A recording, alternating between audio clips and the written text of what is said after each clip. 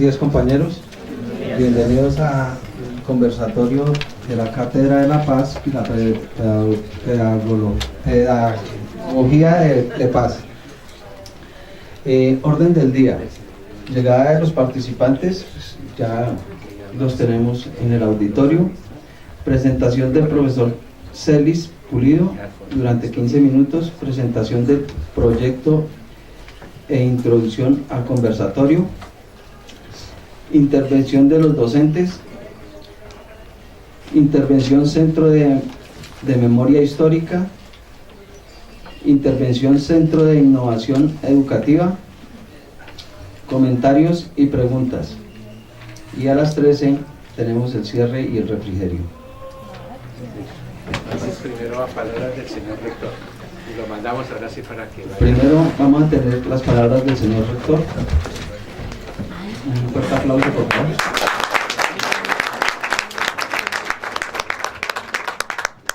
Muchas gracias.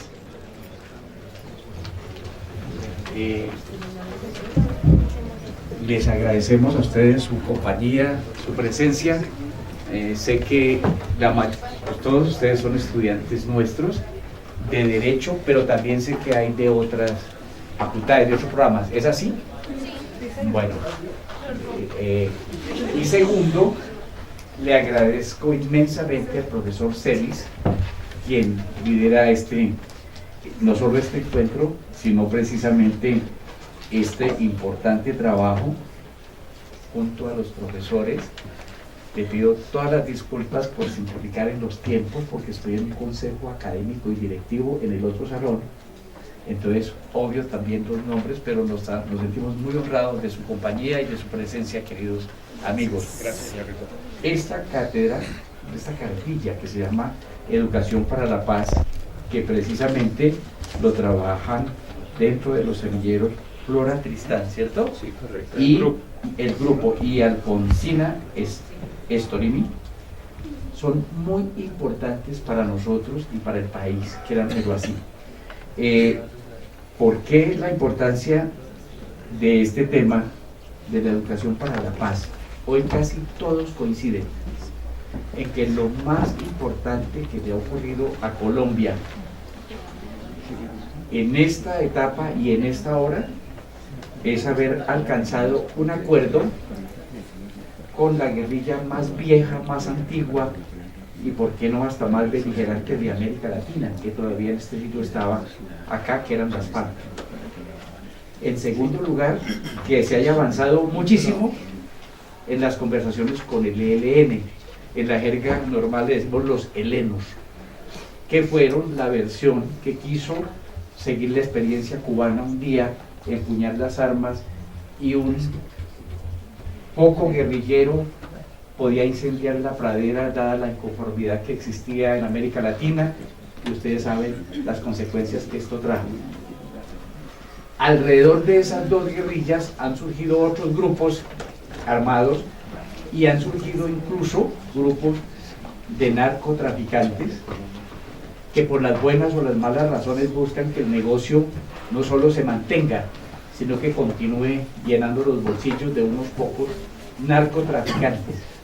Y además hay también pelecha hasta la delincuencia común, que se hace pasar por cualquier grupo, cualquier frente y extorsiona al empresario, al campesino, al ciudadano común para sacarle plata desde lo que se hace en pequeños pueblos por unos pocos montos hasta las sumas inmensas, acompañado del secuestro, la muerte.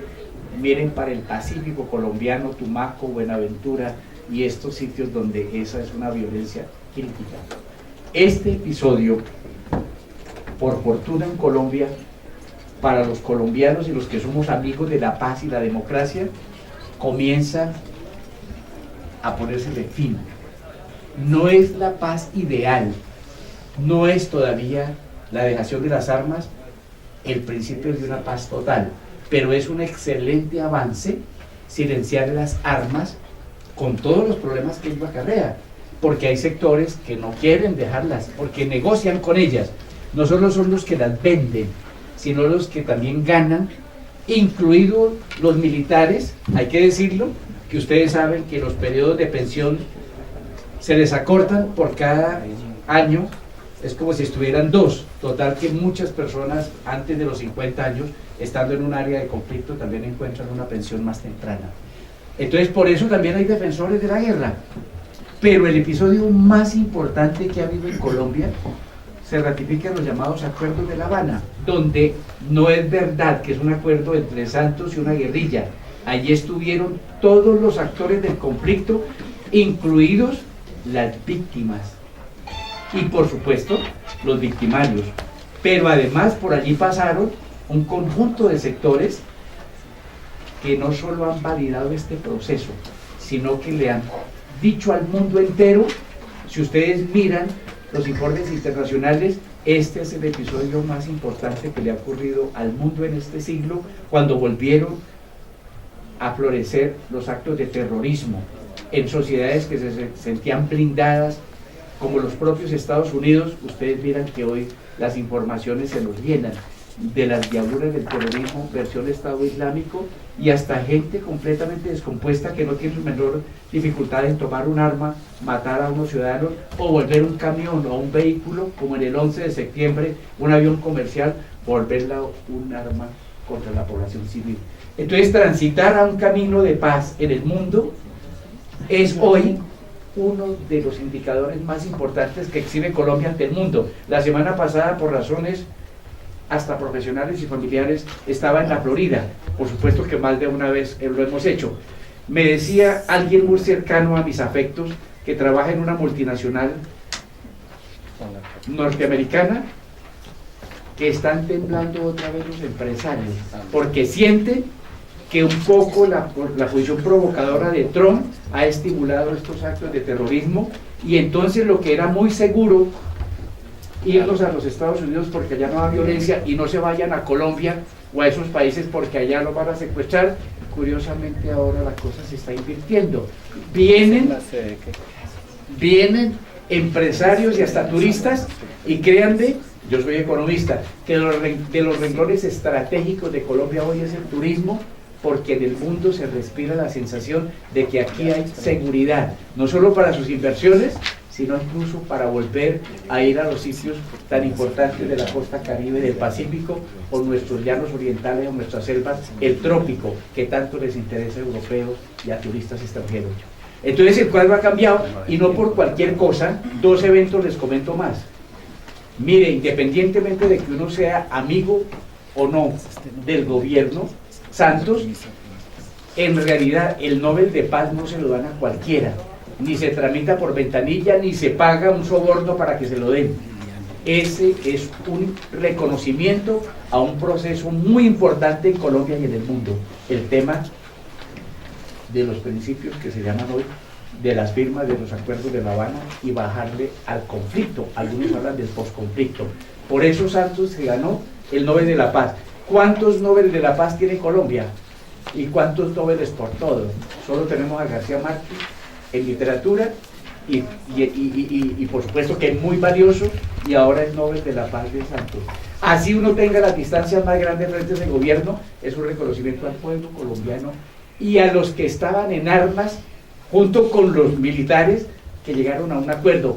Dice William Ospina, y ya por aquí voy terminando, un escritor muy valioso, doctor Celis, que esta es una sociedad extraña. En todas las partes donde hay guerra, es la población civil la que se levanta pidiendo paz y levantando banderas blancas y pidiéndole a los actores del conflicto que por favor no peleen más. Aquí los actores del conflicto se sientan en una mesa auspiciada por el gobierno, y sectores de la sociedad civil piden que continúe la guerra, porque hay intereses políticos y hasta económicos detrás de este episodio.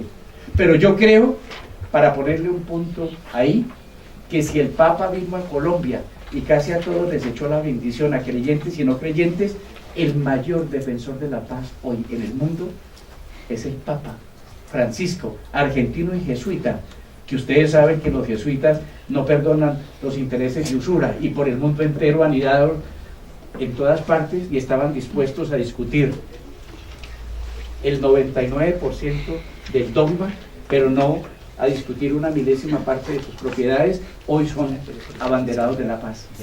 Y uno más, en todo ese episodio, anoche la Corte Constitucional, por unanimidad con salvamentos, aprobó la llamada JEP, que ese es un paso extraordinario. Ese instrumento, la llamada Jurisdicción Especial para la Paz, en lo cual ustedes los abogados son los expertos, es un instrumento valiosísimo para que realmente haya reconciliación, haya perdón, haya olvido y dispuestos a dejar las armas y la reparación para un proceso definitivo. ¿Acaso eso no tendremos que decirlo en las cátedras universitarias y en nuestros auditorios? El principal momento para reconciliar la paz y para conseguirla es que nosotros y ustedes, las nuevas generaciones, entiendan que el futuro de Colombia será cada vez más gris, distinto a estos días de lluvia, donde esa lluvia impertinente hace que el cielo lo veamos gris y no claro. La violencia en Colombia enturbió a esta generación que estamos ya llegando al 7º piso y de los 60 no conoció la paz. ¿No será que ustedes quieren que ustedes mismos, que sus hijos y que sus nietos tengan otra sociedad? Vale la pena soñar con ese proceso. Desde la Cátedra de la Paz, y conozco los contenidos, hay que aprender a entender que el que discrepa con nosotros no es un enemigo al que hay que eliminar por la vía de las armas, es un contradictor al que hay que convencer por la vía de los argumentos. Creo que esa es la importancia de esta cátedra y ustedes nos van a ayudar a publicitar estos argumentos. Si la Autónoma de Colombia sacó una cartilla de paz un día y muchas universidades lo han hecho, quiere decir que la juventud está cambiando en la manera de conocer su sociedad. Yo los invito a que hagan de esta jornada extraordinaria de educación para la paz, enriquezcan el discurso en la cartilla, pero sobre todo sus prácticas cotidianas, incluso hasta cuando discutimos con nuestros compañeros. No los insulten, no los maltraten, no utilicen adjetivos que descalifican. También hay violencia verbal, como hay violencia de género, como hay otro tipo de violencias. Aprendamos a convivir con el otro, porque yo creo que los tiempos que vivimos deben invitarnos a eso, a la convivencia. Si logramos aclimatar la paz, tengan la absoluta seguridad, lo han dicho economistas brillantes, Stiglitz, para hablar de uno, que estuvo ahora en Cartagena, el PIB de Colombia subiría como 2 y hasta 3 puntos. ¿Saben cuánto significa eso en los avances de una sociedad? Muchas gracias, doctor Eliseo, por invitarnos. Estoy en un evento, en un consejo directivo, y por eso no los puedo acompañar, pero estaremos muy atentos de sus resultados, y una feliz mañana, y muchas gracias por estar aquí. Gracias.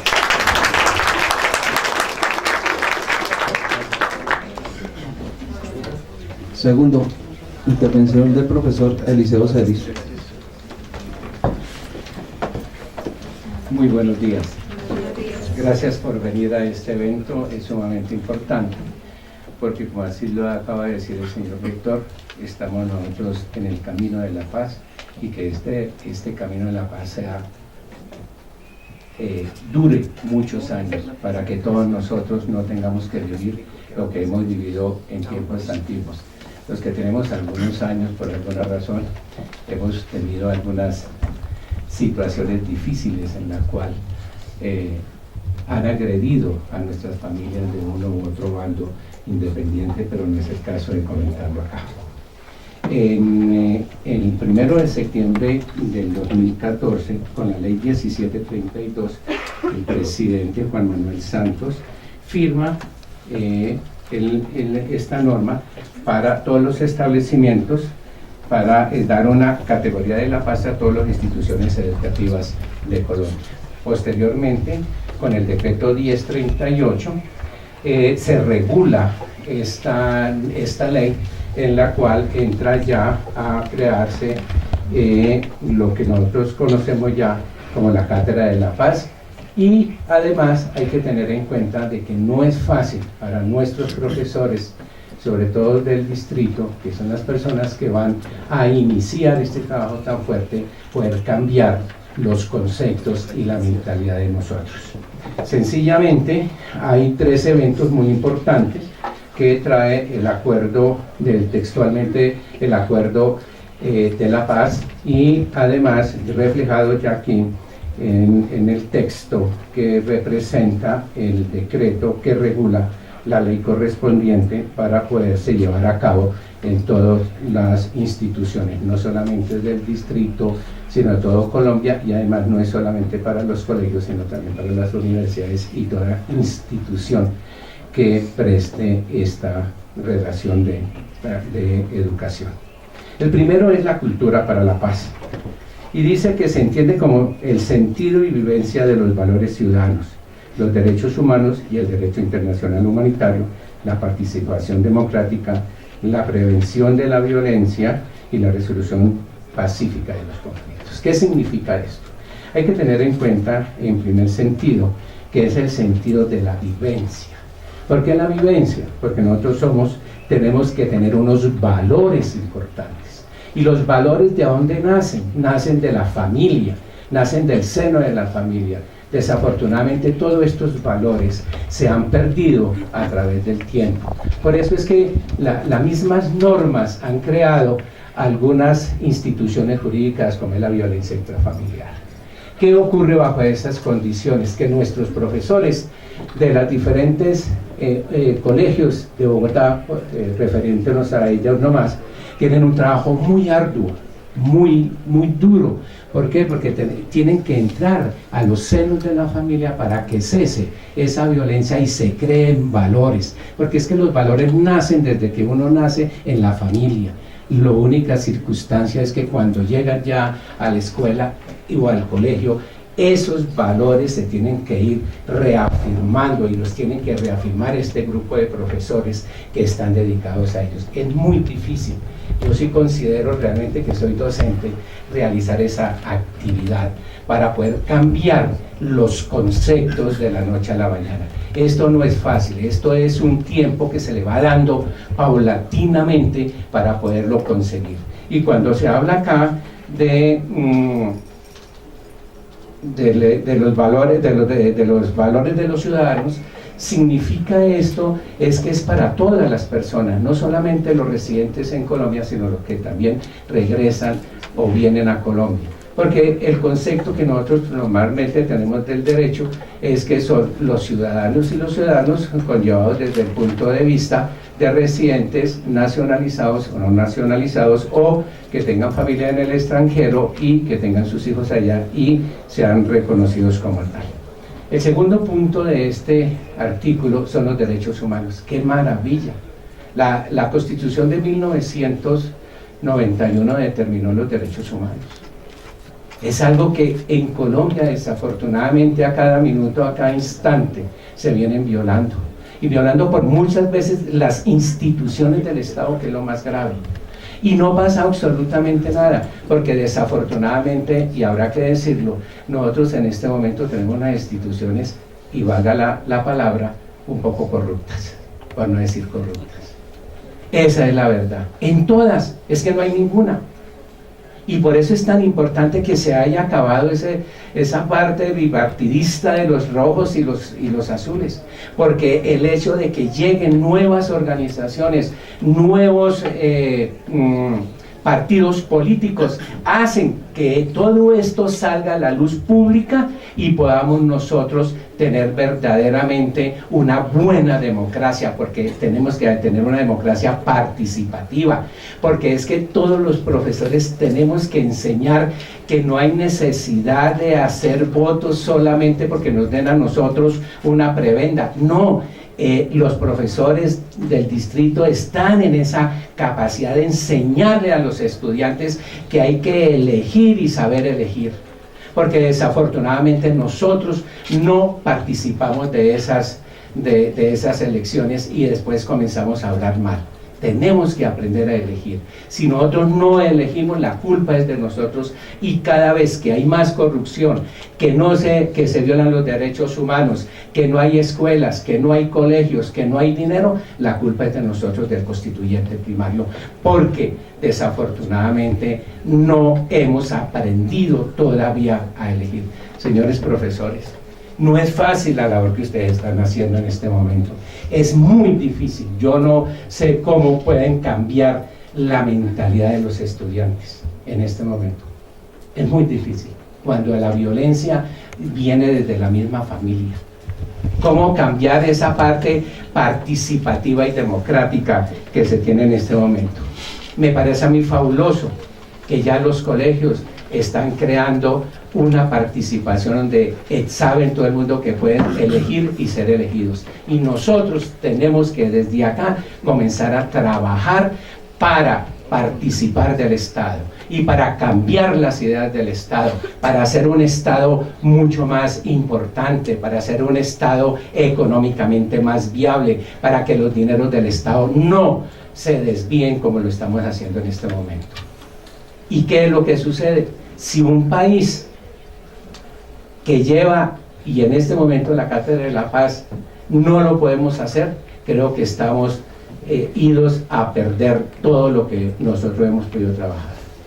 Necesitamos seguir trabajando, necesitamos que todos nosotros cojamos conciencia con base a la Cátedra de la Paz. Y para terminar, quiero leerles una partecita que es: la Cátedra de la Paz está concebida como una herramienta histórica. ¡Qué maravilla! Mire, es una herramienta histórica para que no se vuelvan a repetir las circunstancias. Cuando nosotros nos olvidamos de la historia o donde nacimos, estamos condenados.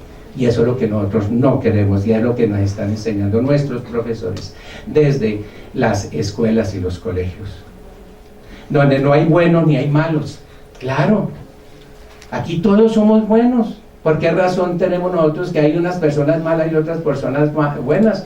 No, el ser humano tiene una concepción muy importante, porque tenemos que aprender cuál es mi derecho y hasta dónde va mi derecho para que comience el derecho de los demás. Pero desafortunadamente a nosotros nos gusta meternos en el derecho de los demás.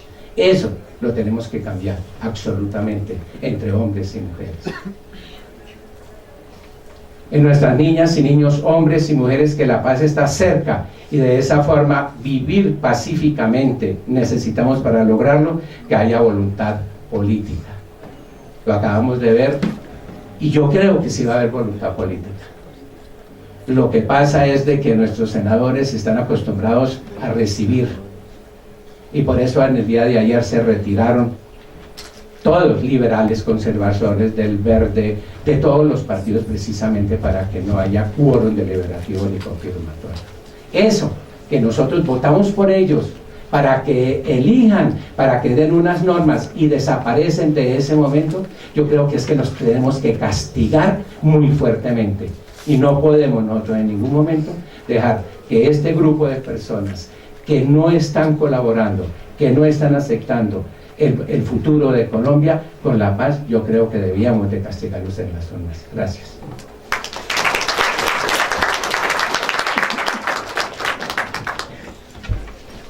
Tercero, presentación del proyecto e introducción al conversatorio con el compañero Haider Sierra.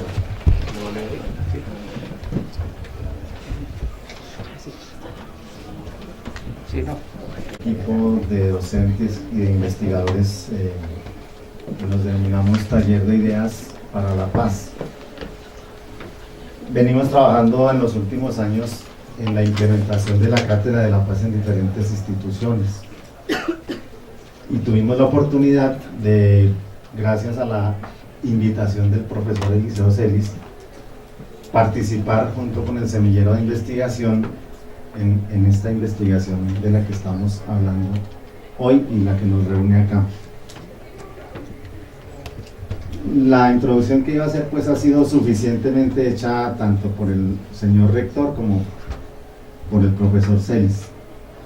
Creo que para todos es clara la importancia de la coyuntura que estamos viviendo en este momento.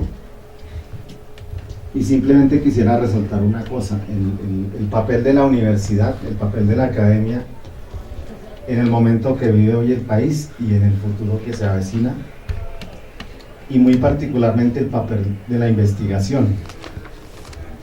Muchas veces la investigación se ve como un requisito, a veces harto, que hay que cumplir para poderse graduar. Realmente la investigación es la esencia, es el alma de la universidad. La universidad, a diferencia de un colegio, permite ser creativo, permite aportar, permite no ser simplemente una vasija para ser llenada de conocimientos, sino que da la posibilidad de producir. Y la investigación es eso, es la producción de ideas y seguramente de hechos hacia el futuro. Entonces, pues primero quiero resaltar el hecho de que nos reúne aquí una investigación, y una investigación sobre un hecho que es muy importante para el país. Esta investigación tiene como punto de partida esa definición de Cátedra de la Paz que hizo el gobierno hace un par de años.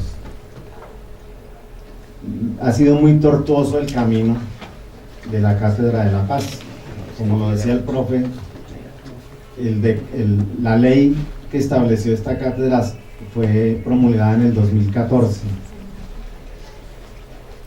Sin embargo, el decreto reglamentario se demoró alrededor de año y medio en salir. Y aún así, hoy en día la mayoría de instituciones educativas no están implementando la Cátedra de la Paz. Eso de por sí pues muestra un poco la desidia o la falta de claridad que tienen muchas instituciones respecto a lo que significa esta cátedra y a lo que puede implicar para los jóvenes que se están formando. La investigación de la cual estamos haciendo el cierre hoy acá partía de la existencia de la Cátedra de la Paz, y lo que buscaba era mirar un poco cómo la Cátedra de la Paz ha tenido incidencia o no en los jóvenes respecto a la perspectiva y a la visión que ellos tienen tanto de la situación del país como de la paz. Es decir, esta investigación no es tanto sobre la Cátedra de la Paz, sino ver cómo ha sido recibida por los estudiantes y qué incidencia ha tenido en su pensamiento y en su acción. Ese era el objetivo principal de la investigación. A la par que se hacía eso, la investigación nos permite ver un poco cuál es la lectura que se hace desde diferentes sectores de lo que hemos vivido en los últimos 50 años. Hay quienes hablan que hemos vivido una guerra, otros hablan de un conflicto interno, y aún hoy hay quienes dicen que no, que aquí nunca ha habido conflicto. Obviamente esas interpretaciones sobre la realidad que hemos vivido inciden en nuestra visión del presente y sobre todo en nuestros planteamientos hacia el futuro. Asimismo, pues nos detuvimos un poco a mirar en particular cuál es la actitud de los jóvenes frente a la coyuntura. Si conocen lo que está sucediendo en el país, si les importa y si creen que eso los toca a ellos o no los toca. Esos son como los temas que las conclusiones de la investigación nos van a permitir dilucidar. Entonces, como parte de esa retroalimentación del proyecto, convocamos hoy a este conversatorio en la idea de que fuera un espacio para mirar distintos puntos de vista, pero sobre todo distintas experiencias respecto a la pedagogía de la paz y en general a la coyuntura de paz que está viviendo el país. Para este conversatorio entonces invitamos a una serie de personas que desde áreas de trabajo distintas pueden aportarnos, sobre todo es la experiencia, ¿no? Aquí no pretendemos venir a sentar cátedra sobre el tema o hacer unas intervenciones muy de fondo. Lo que esperábamos era que cada persona, desde lo que hace y desde lo que piensa, nos deje conocer sus puntos de vista y sus vivencias. Desafortunadamente, pues aún no tenemos a todas las personas que van a asistir. Voy a presentar a las personas que están presentes. Tenemos a dos docentes que vienen de una institución educativa llamada Provincia de Quebec. Está la profesora Claudia Arevalo, gracias por venir. Y está la profesora Liliana Mayorga. En esa institución se llevó a cabo una encuesta entre los estudiantes para conocer un poco la percepción sobre lo que yo señalaba antes. Teníamos invitados a profes de otras instituciones, pero debido a la coyuntura que están viviendo los colegios, es el hecho de haber tenido un paro muy largo, estar recuperando clases, entonces no están hoy acá. Igual queríamos escuchar la voz de algunos estudiantes y no es posible que vengan. Queríamos también escuchar la voz de una persona que ha vivido el conflicto desde un punto de vista muy particular. No ha llegado aún, tengo la esperanza de que llegue. Ella es María José Pizarro, es la directora de una fundación que se llama Fundación Carlos Pizarro, que está dedicada a recoger la memoria histórica de lo que ha sido el conflicto en Colombia los últimos 30 años.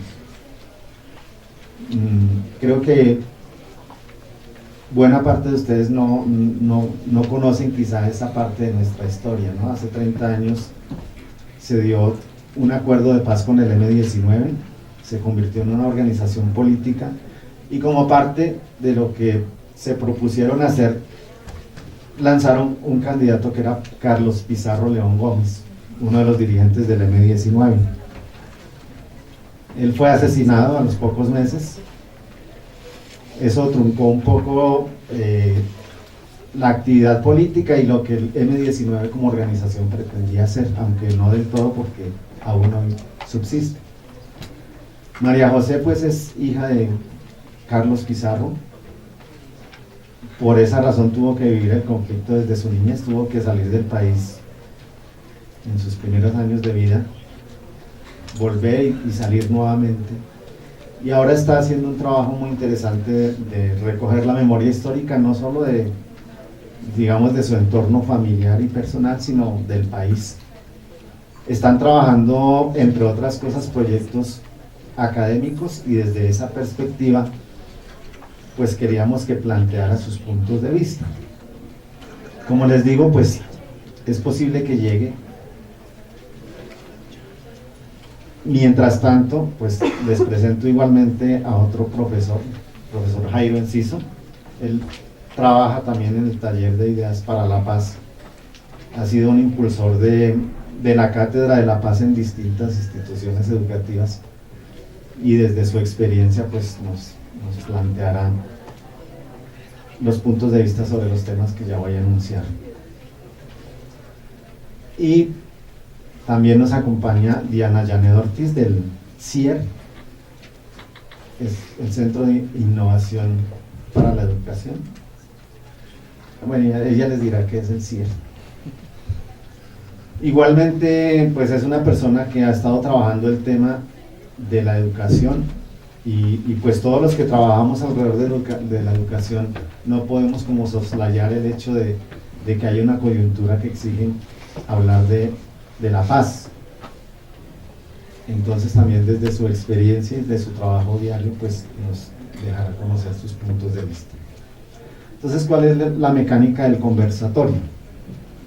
Hay unas 4 líneas gruesas planteadas en torno a las cuales las personas invitadas nos van a dejar conocer su experiencia o sus puntos de vista.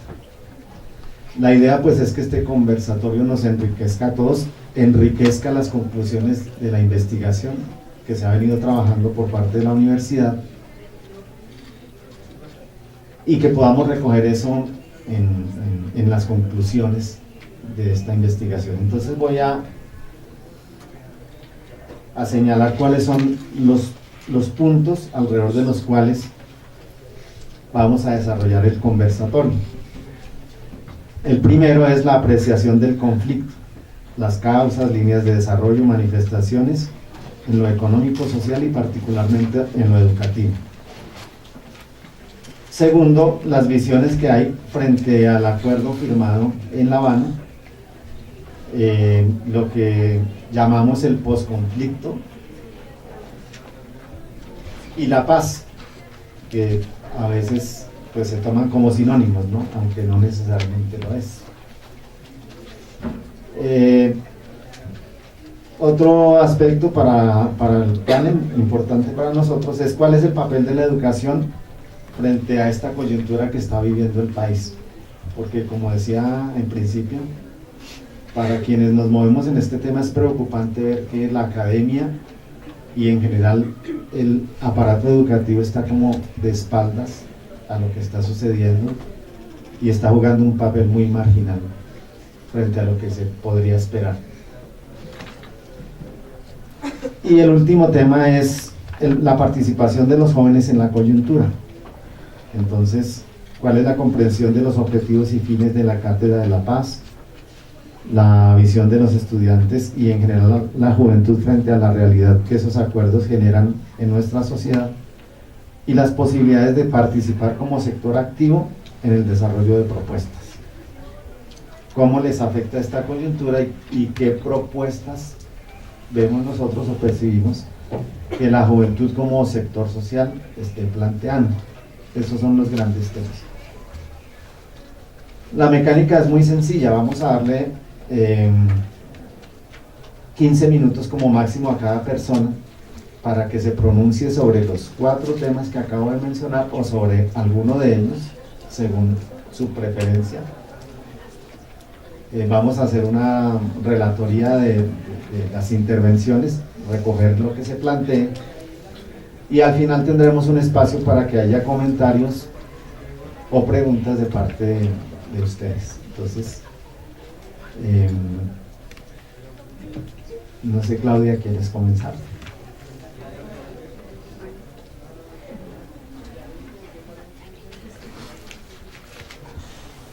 Como les decía, Claudia es docente en este momento en una institución educativa de la que nos va a hablar y pues ha estado muy vinculada a este tema de Cátedra de la Paz dentro de su institución y no solamente dentro de su institución sino en el sector donde queda, porque nos va a contar la experiencia muy interesante de lo que han venido haciendo. Entonces, Claudia, Arévalo con ustedes.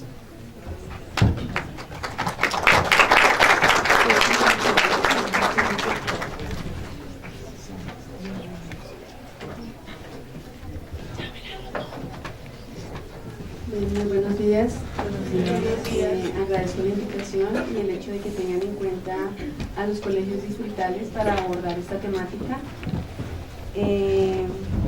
Como docentes, pues nosotros nos vemos abocados todos los días a vivir el conflicto que considero no se reduce al problema armado que se ha mantenido en el país durante más de 50 años, sino que es un conflicto social que tiene, digamos, unas causas muy profundas, como son la pobreza extrema, la eliminación de la oposición política, la persecución del pensamiento crítico, la falta de una reforma agraria integral que realmente reconozca a los sectores más marginados de la población, a los sectores campesinos, a las negritudes. Y bueno, pues obviamente esto se ve reflejado en los colegios. El colegio en el que trabajamos con la profesora Liliana es un colegio que queda en las goteras de la ciudad, en un sector muy olvidado, digámoslo así, por parte del distrito, del gobierno de la ciudad y pues obviamente el gobierno nacional. Es un lugar en el que estudian niños que vienen desplazados. Muchos de ellos pues hacen parte de familias que hace muy poco se integraron como a la urbanidad, porque digamos que el lugar donde yo trabajo, Juan Rey, que es el límite entre San Cristóbal Sur y Usme, es un sector rural que se ha ido urbanizando. Entonces son chicos que manejan o sufren la violencia familiar, la violencia social. Son niños que no tienen el acompañamiento de sus padres o son padres que no han tenido acceso a la educación y ellos pues solucionan sus problemas pues de forma a los golpes, no está el diálogo. Entonces como que ese es el trabajo de los docentes. Y digamos que tienen como incorporado la violencia, ¿no? La violencia cuando se expresan en sus palabras, la manera como se observan, una mirada es razón de un conflicto. pero además lidiamos también con eso de tratar de comprender este proceso que se ha venido dando, de la reconciliación, de la firma de los acuerdos, y pues considero, teniendo en cuenta mi experiencia, que es difícil tratarlo cuando tenemos unos medios que obviamente están parcializados, que todo el tiempo están promocionando la violencia, que realmente no contribuyen a esclarecer, que no son pedagógicos, que están exacerbando, digamos, el conflicto, ¿sí? Y que no reflejan la persecución que se viene dando en el país.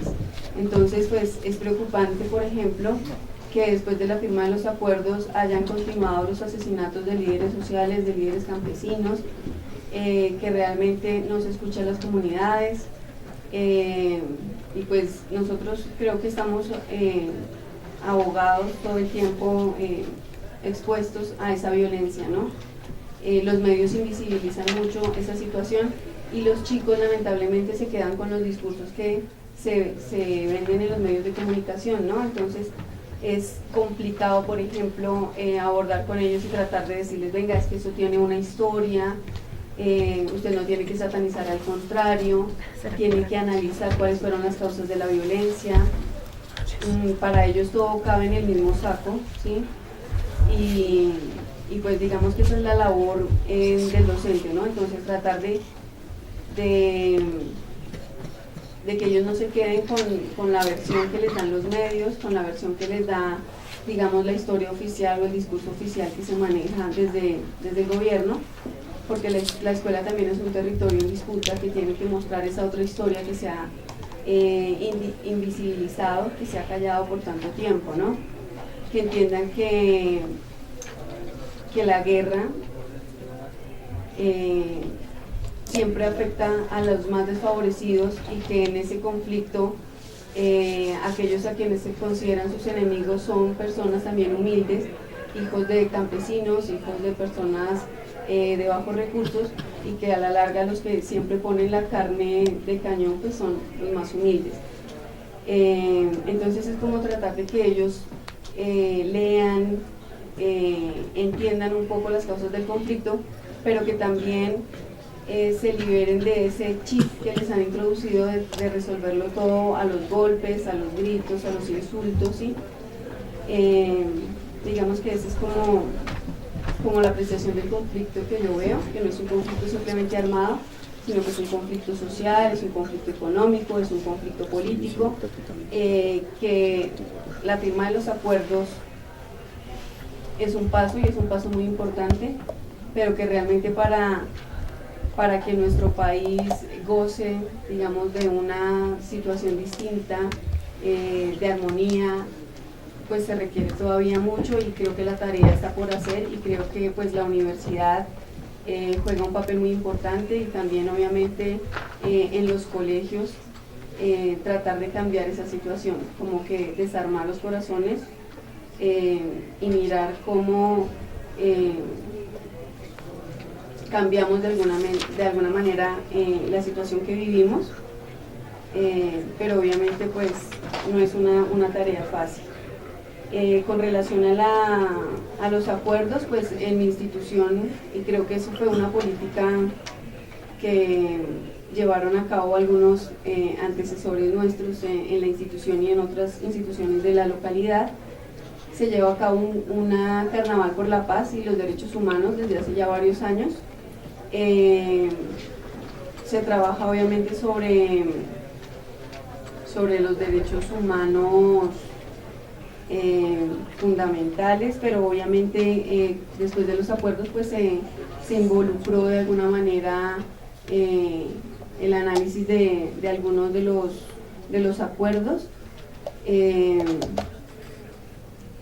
Se han tenido dificultades para realizar el carnaval, hace falta mucho, creo que la asesoría o la colaboración de entidades externas pues podrían ayudar mucho a que esto no fuera, pues a veces se convierte simplemente en que abordamos el tema durante una semana y los profes de sociales, o pues en mi caso de lenguas, pues tratamos también de trabajarlo en las clases, pero creo que no es suficiente, ¿no? Y más cuando ustedes saben que los medios tienen una capacidad tan grande para influir en la mente de las personas y el discurso oficial. Creo que hay que empoderar a los jóvenes, creo que la escuela sola pues tampoco es suficiente, creo que es necesario que lleguen otros programas, que se abran otros espacios. Son chicos que realmente no tienen una biblioteca pública cercana, no tienen un lugar donde realizar actividades deportivas, ¿sí? Y obviamente eso incide en la manera en cómo perciben la realidad y cómo resuelven sus conflictos. Pues esa es como mi percepción como docente de esa institución, y pues creo que hay que abrir también otros espacios en los que ojalá los chicos de los colegios puedan llegar, ¿no? En la medida en que también se fortalezca la educación pública y otros espacios de educación popular, ¿no? Porque pues el conflicto también se evidencia con la política educativa que ha llevado el gobierno en los últimos años. Por ejemplo, lo que tiene que ver con Serpilopaga, en el que se desfinancia la educación pública y los recursos que deberían estar para apoyar, digamos, las instituciones públicas, pues se van a las instituciones privadas y el derecho a la educación se convierte en un privilegio. Solamente unos cuantos chicos de los colegios distritales que tengan muy buenos resultados en las pruebas Saber Pro, pues van a poder acceder a la educación, pero la gran mayoría se va a quedar por fuera, ¿no? Entonces esa es también una de las razones del conflicto, y es que los derechos se han convertido en privilegio, ¿no? Lamento también que de alguna manera nuestro sindicato, yo soy afiliada al sindicato de la Asociación Distrital de Trabajadores de la Educación, no haya tenido una participación más activa en los acuerdos de La Habana, porque considero que el magisterio también ha sido víctima de esa violencia. Muchos docentes han sido perseguidos, han sido asesinados, docentes de universidades también. Entonces creo que hizo falta que el sindicato se empoderara y los docentes se empoderaran más de esta situación. Bueno, pues esa es como mi percepción frente al conflicto, y muchas gracias por escucharme.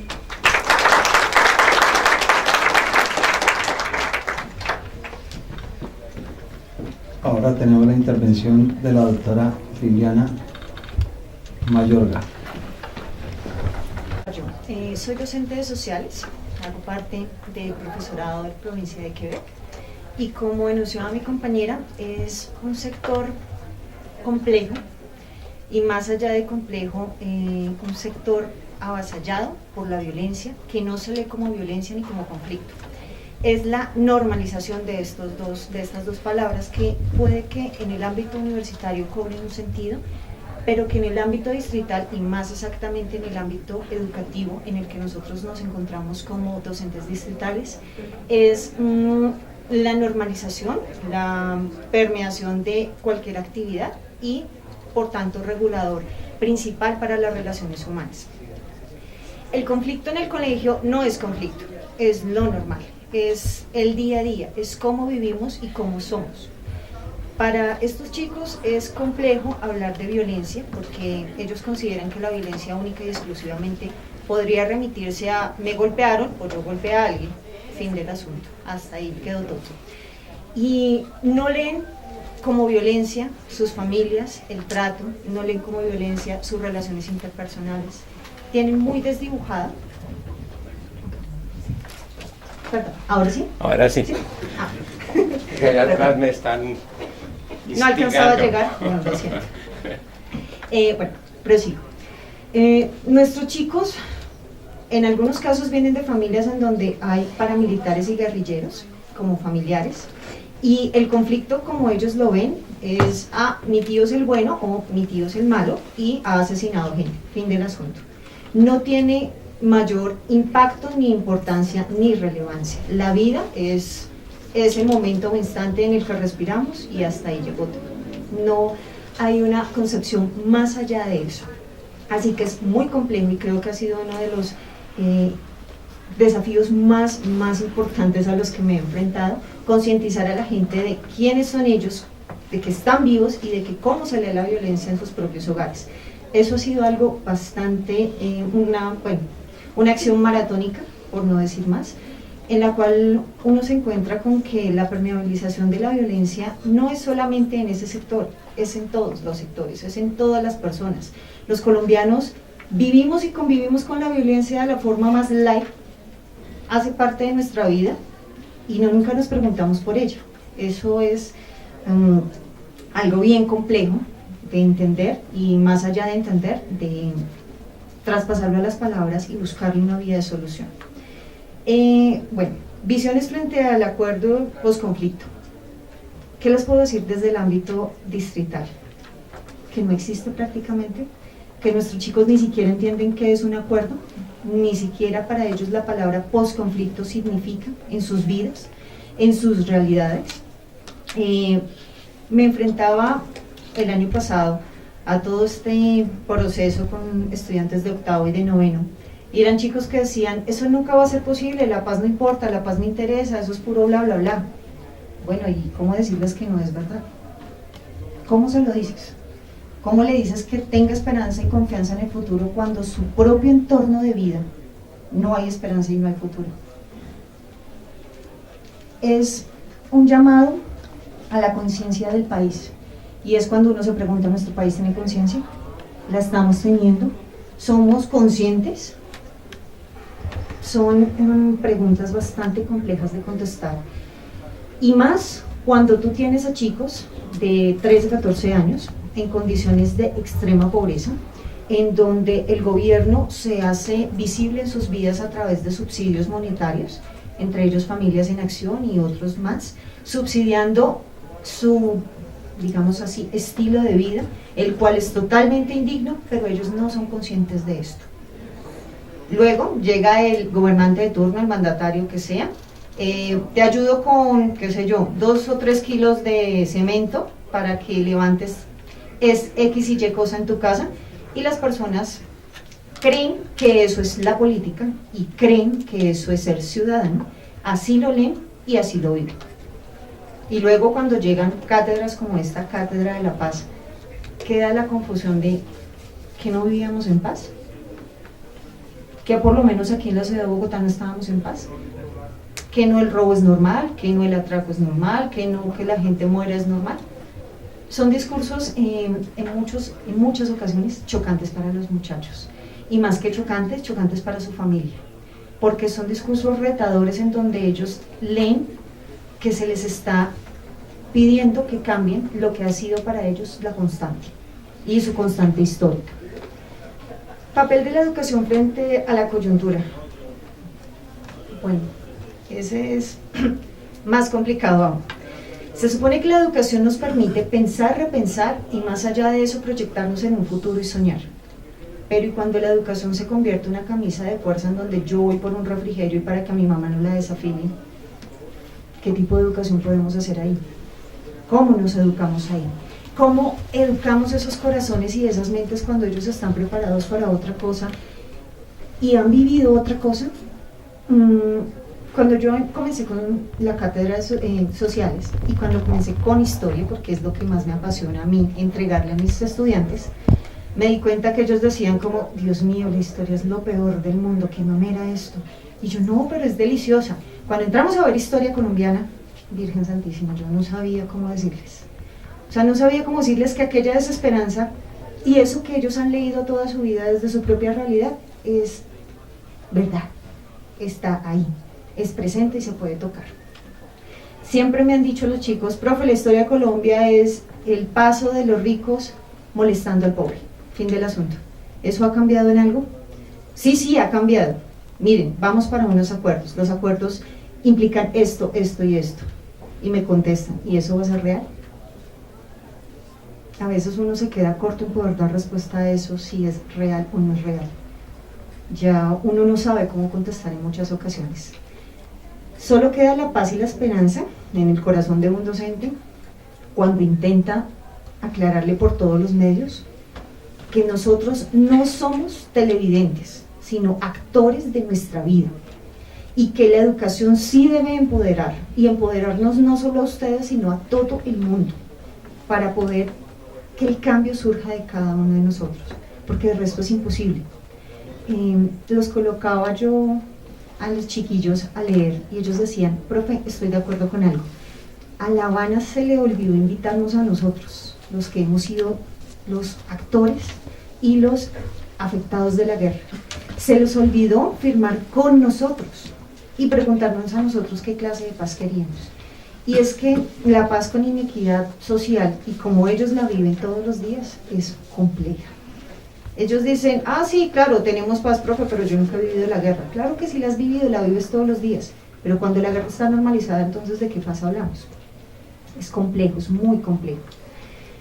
Participación de los jóvenes frente a la coyuntura. Bueno, ahí es, por un lado, esperanzador y por el otro, devastador.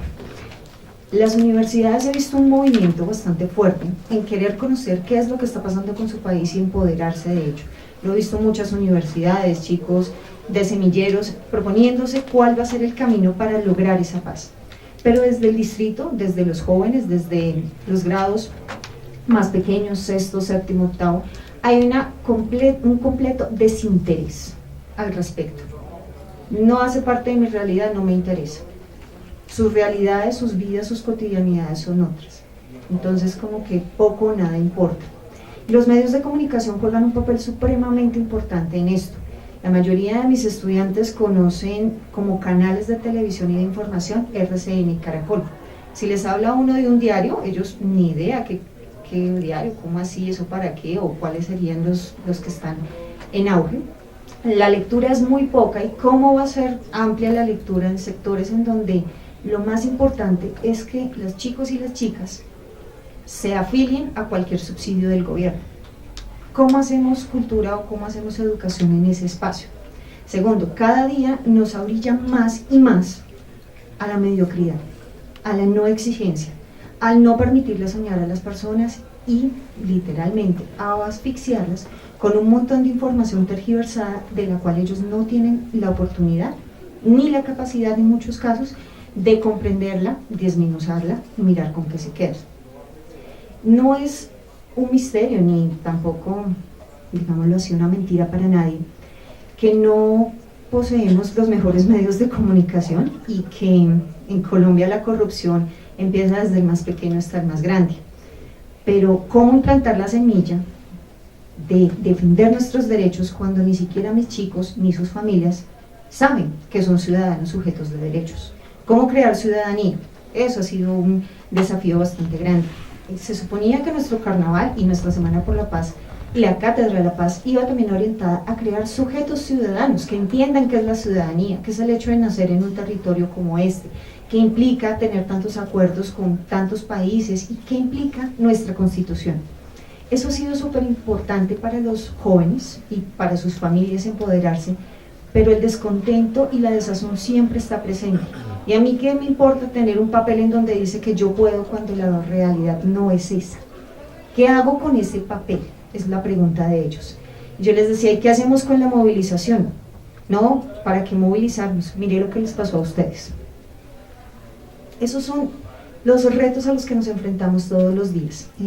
Una estudiante bastante, digámoslo así, inquieta en su pensamiento me decía: ok, la movilización como un acto ciudadano para defender nuestros derechos. Profe, ¿a ustedes cómo les fue en el paro? ¿Cómo le contestamos uno a eso? ¿Cómo le decimos que tenemos líderes supremamente corruptos? ¿Cómo les decimos que muchas veces nos quedamos nosotros maniatados frente a lo que nos están haciendo?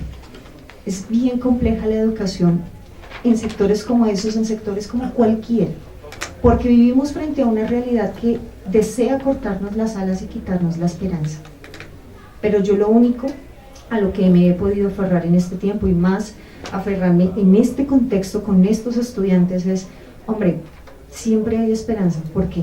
Porque hay uno o dos estudiantes de los cuales dicen: la educación sí es la vía, la educación sí es lo que se necesita para construirme como ser humano. más allá de los recursos, más allá de mis sueños de casa, carro, beca, como dicen los chicos, y logran entender que una vida a través de la educación, atravesada por la educación, es una vida que les permite conocer nuevos horizontes y llenarse de nuevas cosas, tanto espiritual como socialmente. Eso es lo único que he podido rescatar, y digo que sí debemos de construir paz y territorios de paz dentro de las instituciones educativas. Es necesario, es urgente, es, mejor dicho, lo más prioritario que tenemos que hacer en este momento, que la escuela se vuelva el territorio de paz, que siga siendo ese territorio de paz, y que los chicos puedan entender que ahí ese es el lugar seguro en donde podemos construir ciudadanía, en donde podemos construir país, porque parece aparentemente que nuestros políticos nos están dejando ver de que, hey, construcción de países en el Senado y en el Congreso. No, la construcción de país la hacemos todos los colombianos, y la hacemos desde la academia, que debe volver a ser supremamente fuerte la construcción de país desde nosotros, y la construcción de país desde nuestras aulas. Es la única vía de salvación, no tenemos de otra, no hay más. Estamos vendiendo y sectorizando nuestro país a pedazos, entonces ¿de dónde vamos a sacar? Es un llamado urgente a que las personas, 1, no pierdan la fe, 2, sí nos enfrentemos a la realidad, y 3, cada día nos eduquemos más.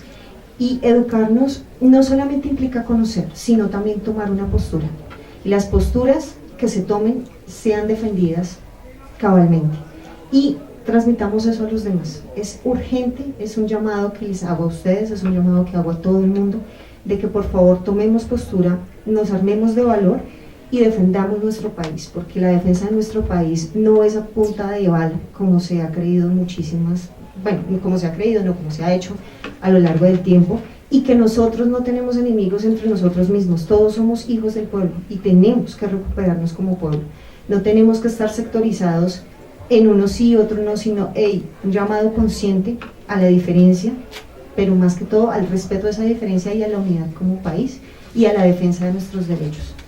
Gracias.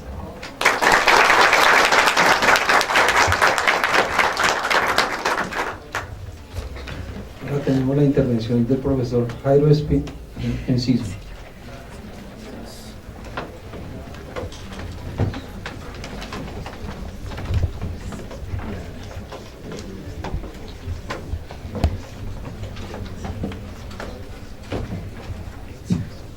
Buenos días o buenas tardes.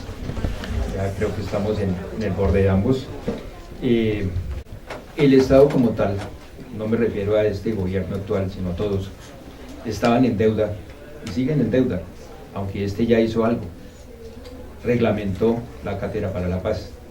Es algo muy importante que debería haber existido siempre, siempre en nuestra educación, en nuestra escuela, en nuestra academia. Resulta que en nuestra triste historia nos formaron y nos educaron de una forma muy salvaje.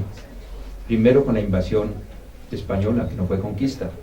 Implantaron su colonia y dominaron por medio de la fuerza, por medio de la violencia, por medio de la religión. El malo era el inquisidor español que llegaba, y el bueno era el sacerdote que le daba pan y agua al pobre esclavo y al indígena subyugado. Entonces, desde allá se remite nuestra triste historia. Voy a darles como un dato bibliográfico a un gran catedrático, Eduardo Umaña Luna, tal vez conocido por muchos de ustedes, un gran maestro, y tiene una obra excelente que se llama Nuestro amargo pasado y nuestro incierto futuro. Es bueno que lo tomen como referencia para que lo consulten. Es un libro excelente, donde narra toda la dominación, no solo del imperio español en su época de colonia, sino las diferentes épocas que ha vivido nuestra nación. La educación fue mal enfocada desde un principio, fue monopolizada por los jesuitas y por otras corrientes religiosas sobre todo, y de ahí se formaban unos falsos valores. Afortunadamente, vuelvo y retomo, en este gobierno, no lo estoy alabando, pero se rescató como parte de su coyuntura de paz hacer, reglamentar y establecer un decreto a donde se estableciera la Cátedra para la Paz. Esta cátedra es muy importante porque crea una reflexión, una conciencia, un espíritu de investigación, de saber qué es la paz, qué es la justicia, qué son los derechos. Nos hablan de todo eso y como decía el profesor y decía el señor rector, muchos de nosotros nacimos en esta época triste de los años 50, 60 y de ahí para acá, y ya lo tomamos como algo normal. Muchos decían, no, la guerra es en el campo, allá unos locos echan bala y el ejército y la policía va y les da bala también, y hasta ahí llegó. No nos toca a nosotros, pero sí, por medio de la investigación vemos que sí nos ha tocado toda la vida, que somos consecuencia y fruto de esa mentalidad de guerra. Todo el mundo es hegemónico, todo el mundo quiere imponer de una u otra forma, por medio de armas, por medio de violencia, por medio de poder económico. Entonces, tristemente, llegamos a la conclusión que estábamos mal formados ideológicamente respecto de lo que se llama paz, de lo que se llama convivencia. Se perdieron los valores, se perdió la ética, se perdió la equidad. ¿Gracias a qué? A esa herencia que nos dejaron tristemente los españoles. Bolívar en su carta de Jamaica lo dice muy claro: nos libramos del yugo colonial de los españoles, pero ¿quién nos podrá librar de los lastres, de las mañas y de los malos manejos? Desde ahí los criollos adoptaron todas esas formas de gobierno y siguieron por lo mismo. Y nuestros políticos de turno, llámense liberales, conservadores, los diferentes partidos existentes, han enfrentado al pueblo, lo han manipulado, lo han subyugado y ellos han sacado su mejor ganancia, mientras comparten en familias, porque se vuelven hasta familia unos y otros, porque son, claro, una clase que son aparte, son la clase dominante, la clase inquisidora de nuestro país. Es bueno establecer desde la mente de los niños, como nos ha tocado a nosotros en la cátedra, y dicen muy claro las docentes aquí invitadas, establecer, a identificar, diagnosticar esa violencia.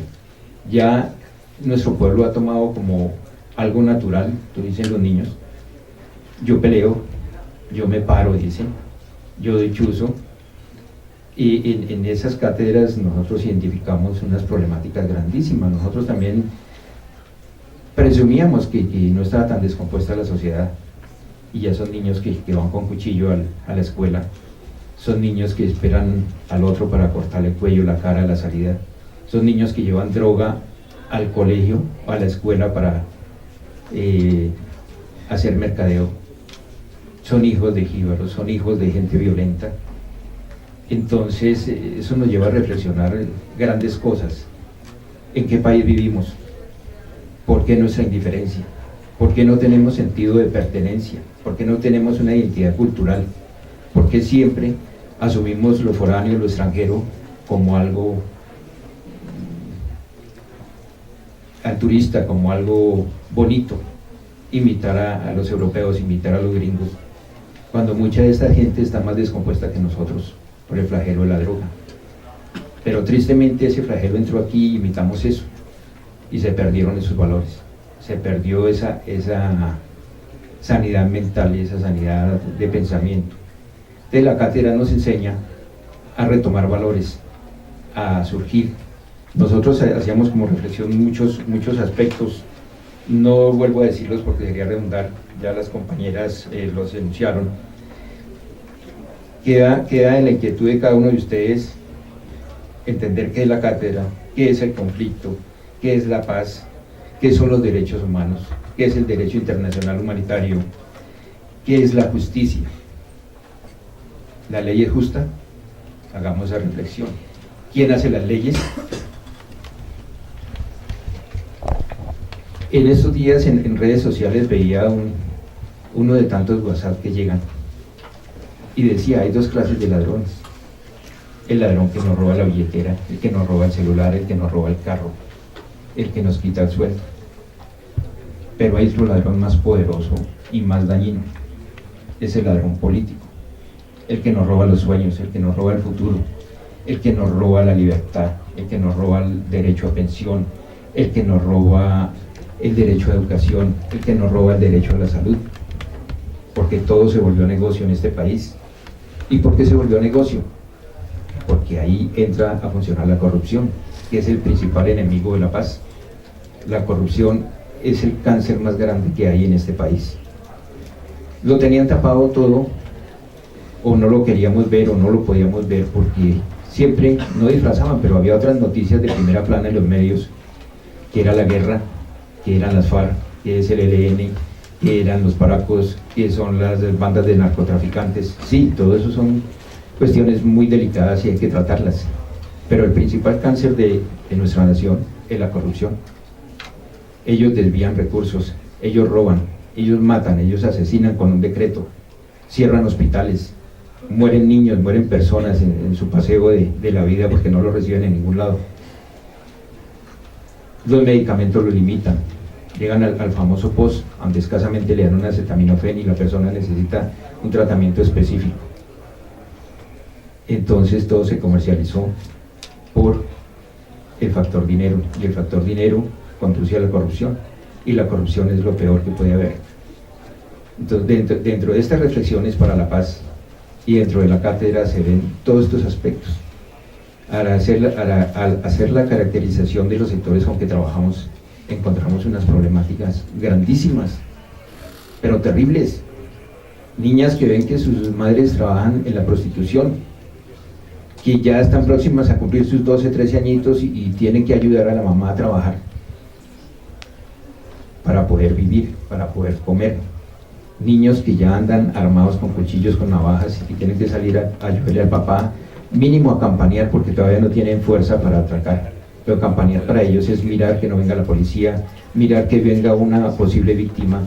En los campos de investigación que hemos hecho en nuestros talleres de derechos humanos, hay momentos en que nos da mucha depresión, en que nos encontramos tristes de ver la situación real.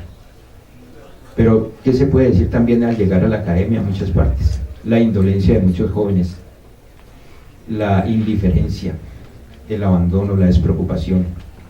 Se preocupan por conseguir su grado, de pronto si bien les va a hacer una especialización, y en lo posible emigrar, o vivir falsos valores y perderse también en este mundo. Y no hay una identidad nacional, no hay una identidad cultural. No dicen, vamos a hacer algo por mi país, vamos a hacer algo por las generaciones venideras. Resumiendo, la incidencia de la Cátedra de la Paz en los jóvenes es muy importante porque lo que procuramos es crear inquietud, crear pertenencia, diagnosticar y que la gente sepa que sí es parte del conflicto, que la coyuntura de la Cátedra para la Paz nos dice antes y después del conflicto. Antes se vivía una actitud y una mentalidad de guerra. Después del conflicto pues no desaparece la guerra, porque la guerra no es solo el cese armado ni la dejación de una guerra armada. La guerra ideológica sigue, la guerra económica, la guerra social.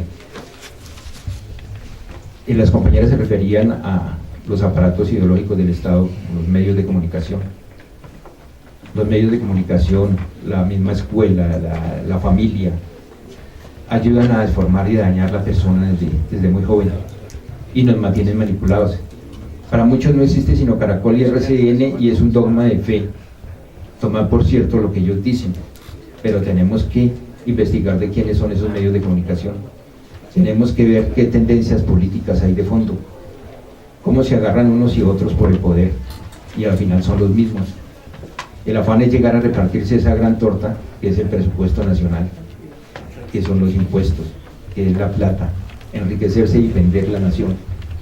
Entonces hacemos un llamado a la reflexión, a recapacitar y tener ese sentido de pertenencia, a crear esa paz interna, pero no una paz pasiva, sino una paz activa. En cualquier frente de trabajo que estemos, en cualquier carrera, en cualquier actividad, ser críticos, analizar y promulgar y crear más inquietudes y acompañar, si es posible, a esos procesos de formación, a esos procesos de inconformismo. En la misma Constitución, en la misma Declaración Universal de los Derechos Humanos, hay un derecho que es fundamental, y es el derecho a rebelarse. Si no estamos conformes, si nos están usurpando nuestros derechos, si nos están pisoteando, está establecido que tenemos derecho a rebelarnos. ¿De qué forma? Pues cada uno optará por su forma más conveniente, pero como mínimo a tener una conciencia social, a tener un pensamiento creativo y un pensamiento social. Muchas gracias.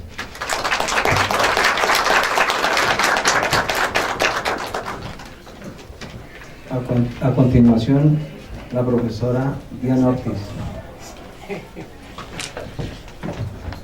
Bueno, buenas tardes. Gracias por el título de profesora. Todavía no lo tengo, pero espero pronto adquirirlo. Voy a hacer una intervención muy corta, porque sé que estamos cansados y todos ya estamos sobre el borde de la hora del almuerzo. Y porque además que yo sé que seguramente algunas palabras nos parecen un poco ajenas a nuestra realidad. Y es un poco sobre eso, sobre lo que quiero reflexionar. Bueno, primero me presento, mi nombre es Diana Llanedo Ortiz, yo soy investigadora externa de esta universidad ya hace algunos años, he participado en varios proyectos de investigación y trabajo en el Centro de Innovación Educativa de la Universidad Nacional. Y desde allí un poco hemos podido tener algún tipo de trabajo sobre lo que significa el tema de la Cátedra de la Paz, lo que significa el conflicto y el posconflicto. Y básicamente, para resumir un poco el tema de la cátedra y cómo entender la mejor forma de llegarle a los jóvenes, jóvenes que están en las instituciones educativas públicas en su cierre de la básica y la media, y ustedes que están en las universidades y que muy seguramente hace poco pasaron por esa época de su vida, es cómo encontrar mecanismos para trabajar en lo que se llama la pedagogía de la paz, teniendo en cuenta qué se busca, y es el cese al conflicto. Porque pues no podemos enseñar democracia siendo autoritarios, no podemos enseñar a vivir en paz si lo hacemos de una forma agresiva, no podemos enseñar a superar la violencia si estamos agarrados con los estudiantes.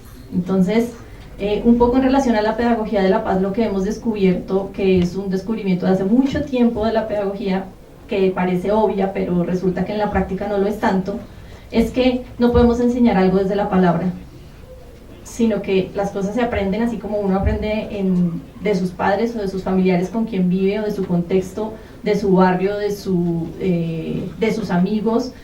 Así mismo se aprende de los docentes, y es en la forma en cómo se hacen las cosas.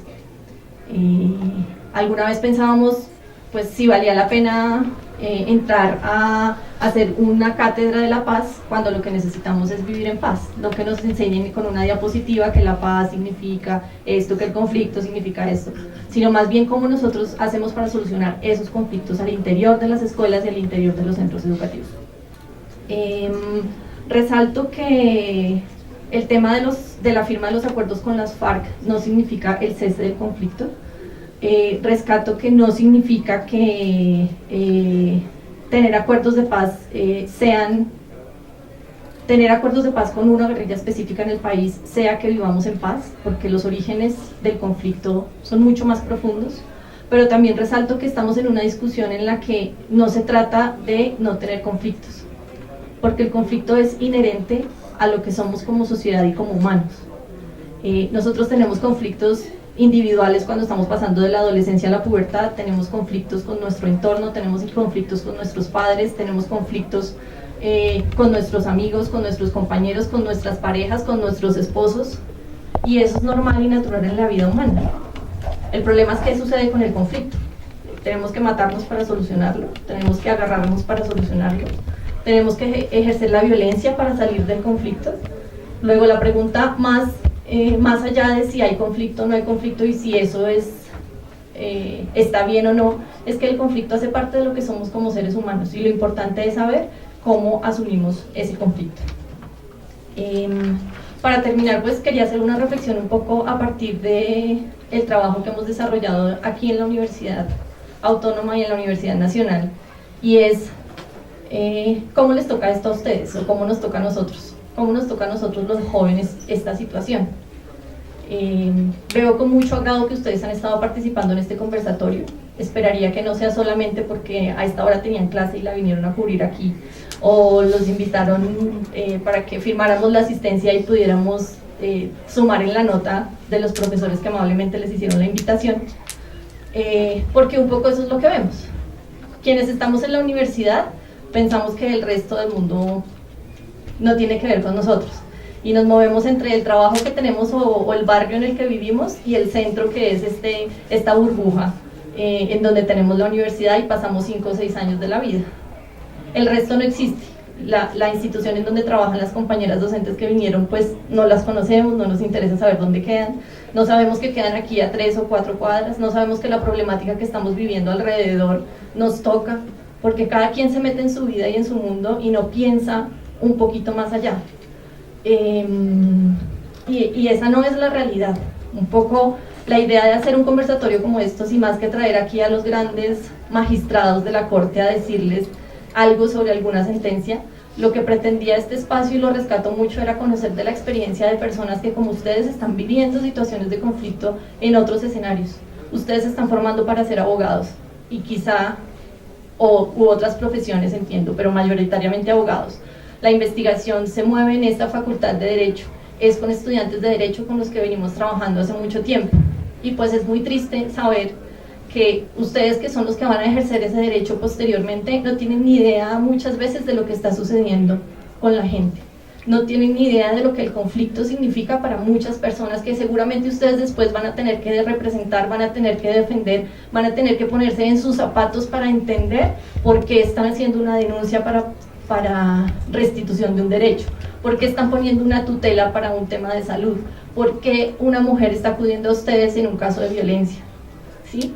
Entonces, un poco la idea es escuchar de las experiencias de la gente que vive día a día estas situaciones, pues nos permita formarnos y entender que el mundo está más allá de la 11 con cuarta donde queda mi universidad, está más allá del barrio donde vivo, está más allá de lo que yo vivo en mi familia, si es que mi familia funciona como un relojito y todo está bien, sino que el contexto social en el que estamos viviendo y el tema del conflicto y el posconflicto no es algo que toque solamente a la gente que estuvo en La Habana y ahora al partido político que se armó en el país, sino que eso nos toca realmente a todos, porque todos estamos en un país que vive y siente las secuelas de lo que ha sido una realidad que tiene que ver con todos.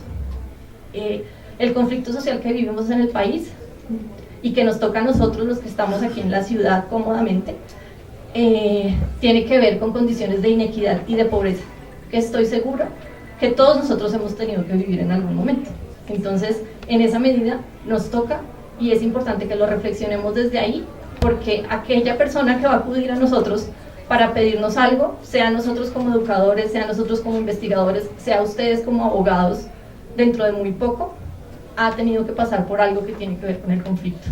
Entonces, muy importante que todos al menos nos pellizquemos, y ojalá que de este espacio se genere la reflexión de que más allá de esta burbuja en la que vivimos, pues hay una situación muy compleja para muchos compatriotas y ciudadanos, nuestros compañeros, digamos, el que se sube con nosotros al Transmilenio, el que está al lado en el salón, el que está aquí sentado al lado de la silla, que es importante entender para poder enfrentar, digamos, en conjunto y poder comprender y aprovechar ese conocimiento que ustedes, como personas privilegiadas que están en una universidad, pueden aportarle a los demás. Entonces, pues muchas gracias por la invitación.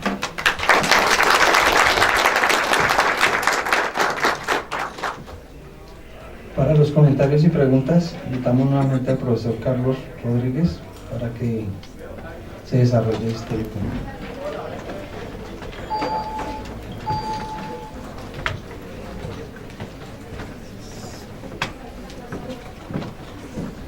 Bueno, como les dije inicialmente, la idea de este conversatorio era un intercambio de ideas a partir de la experiencia de cada uno. Esperamos, como decía Diana Janet, que de aquí salga algo, ¿no? Pues para nosotros como participantes en la investigación es muy valioso lo que escuchamos y lo que vemos. Pero para ustedes, no solamente como estudiantes, sino como personas, como seres que están en una sociedad en conflicto, también esperamos que sea valioso. Si alguno de ustedes quiere hacer algún comentario en relación con lo que acaban de escuchar, quieren hacer alguna pregunta, pues este es el momento. Todos no se puede todos al tiempo. Una pregunta. Señora. ¿Ustedes cómo creen que las redes sociales pueden beneficiar una cátedra de una educación para la paz? O sea, en este momento todo se maneja a través de internet, a través de redes sociales. ¿Cómo podemos, en vez de que compliquen más la vida de los adolescentes, se puedan aprovechar estas redes y estos pasos para generar educación por la paz? Bueno, una de las discusiones en educación en este momento es el papel de las TIC, ¿no? Es decir, cómo se puede usar la tecnología no solamente para aprender, sino para compartir ese conocimiento. Hay una idea que es crear redes alternativas, en las cuales el fundamento es eso, es la transmisión de conocimiento, el compartir conocimiento. Pero pues yo creo que la realidad nos muestra que todas las redes sociales se pueden aprovechar en diferentes sentidos. Concretamente, pues la experiencia que tenemos es que hay instituciones que crean sus propias redes sociales o que crean dentro de las redes sociales existentes unos grupos para compartir objetivos específicos, distintos a los que cada cual emplea en su vida cotidiana. Realmente las redes sociales y la tecnología de los móviles, de las tabletas, de los portátiles, se ha vuelto fundamental en la medida en que los jóvenes aprenden ahora a través de ese medio, ¿no? En este momento hay propuestas, por ejemplo, de desarrollar objetos virtuales de educación, de aprendizaje,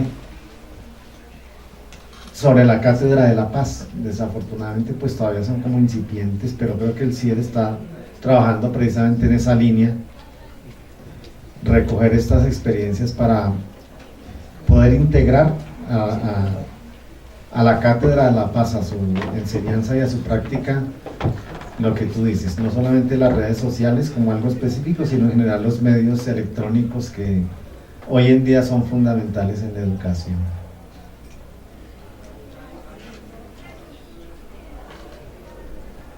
Bueno, entonces, en vista de que no hay más intervenciones, hacemos el cierre del evento. Les agradecemos mucho por su presencia. Esperamos que de alguna forma les haya aportado el estar hoy acá. Y ojalá que, como decíamos en un principio, esto no sea una obligación más venir acá, sino que sea un elemento que de pronto los ponga a reflexionar sobre su trabajo diario, sobre su papel como estudiantes, pero más allá de eso, como su papel como integrantes de una sociedad, y entender que no nos podemos quedar mirando los toros desde la barrera, sino que desde el lugar que cada uno tenemos en esta sociedad hay que tratar de aportar a la realidad que estamos viviendo, para que ojalá en un tiempo no muy largo podamos verla con un poco más de optimismo, ¿no? Que no nos vayamos con la idea de que vivimos una realidad difícil y vamos a seguir viviendo en ella. La educación es fundamental para cambiar eso, y en manos de ustedes está poner su granito de arena. Muchas gracias.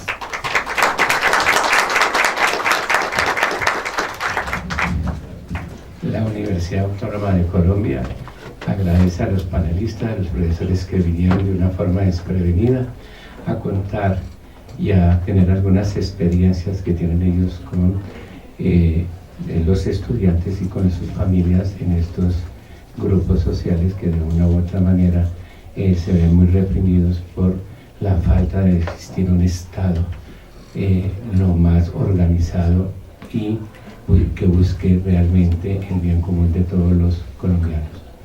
En segundo lugar, pues bienvenidos, gracias, les agradecemos mucho.